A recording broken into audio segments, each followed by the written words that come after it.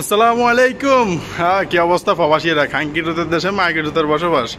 কারণ এটা কি কিছু মনে করিও না, 5 জিবির দরে বলে বাংলাদেশে বলে ফ্রিতে মানুষের 30 জিবি 40 জিবির মেয়াদ খায় টিয়া হয়েছে বেগুন লই যায় আরাম করার বাচ্চা বলে এখন বলে কি ইয়াদের বলে 5 জিবি করে দের বলে। তো ডাটা তো চালু হয়েছে, কালকে অবশ্য দেশে কথা বলছি, খুবই ভালো লাগছে। তো কে কে দেশে কথা বলছো জানাই দিও।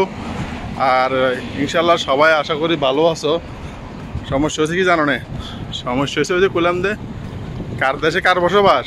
হ্যাঁ, সুদার করে বর্মা সুদার করে বস লগেছে গো, মানে 30 জিবি 20 জিবির মেয়াদ লগেছে গো, টিয়া লগেছে গো, আর এখন 5 জিবির দরে দিয়েছে।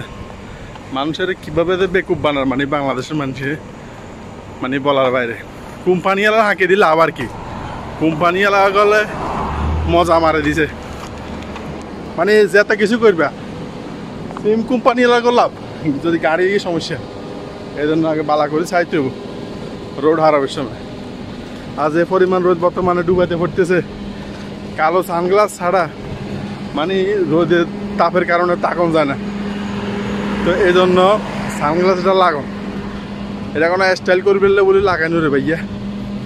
তো এর কি অবস্থা মানে বাংলাদেশের 5 জিবির দরে মানে ইয়াদের ফ্রিদের মানে পাবলিকের কত বেকুব বানার, মানুষের 30 জিবি 40 জিবি, মানুষের 1000-1500 টাকার এমবি লো যায় রে 5 জিবির দরদের।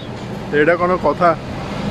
যাই হোক, এটার বিচার আল্লাহ করব, ঠিক আছে না?